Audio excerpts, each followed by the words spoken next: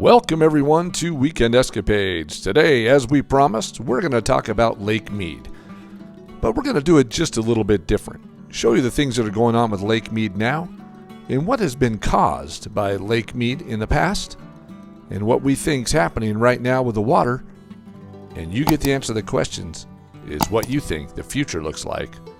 The near future, and of course, the real future, years down the road. Well, these pictures you're seeing are what's been exposed. Human remains, boats, skeletons of boats, and real skeletons in barrels. So why are these things in Lake Mead exposed? Well, as of today, July 17th, 2022, the water level is 1,041.44, and it is 187.56 feet below full pool of 1,229 feet. With that 187-foot drop, you're going to see things be exposed.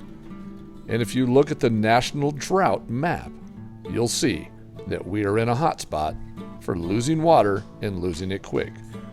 Now, when Lake Mead was in its heyday, you can see all the boat ramps and recreational areas that were built, but a lot of those are exposed and now closed.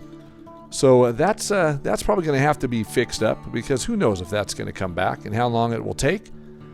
But there's some scary situations with people that own boat slips and things that look like they might be going dry in the near future. But let's talk about what Lake Mead has done in the past, and what the dam has done in the past, and how it caused ghost towns in the desert, and how it submerged towns in the desert that are now exposed. Welcome to St. Thomas, Ghost Town.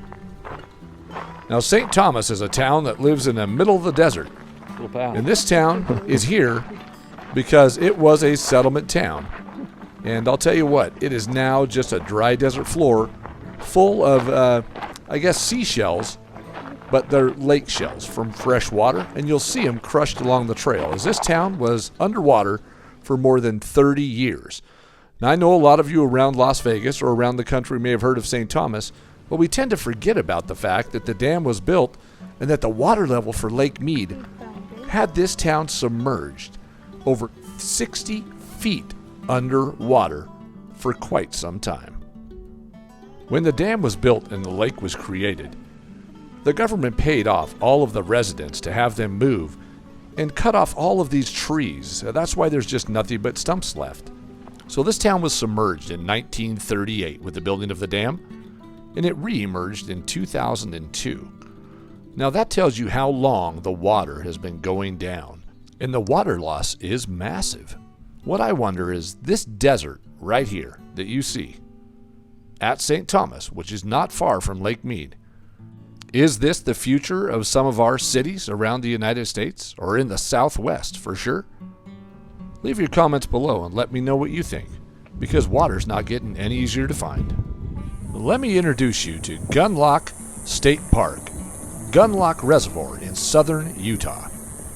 You can see the water lines here along the shore, but this was the home of amazing waterfalls, and this is what they look like on a beautiful, normal spring day. And they haven't seen this in a couple of years. These photos were taken back in the spring of 2020, and this is what it currently looks like and has looked like for the last 2 years. Dry, sandy, and those pictures where that water was flowing, well, that's just because we've been in a mega drought since the early 2000s. But a lot of people talk about conspiracy with Lake Mead and other locations, and who knows? I'm not one to judge. I don't know that much about it. All I do is take these photos and video to share with you and share the content. The messages we received on the last video of Lake Mead were amazing and very controversial. So leave your messages below, let the content flow, and let's keep on going and see what happens, because we are in a mega drought, no doubt. Until our next adventure, goodbye from Weekend Escapades.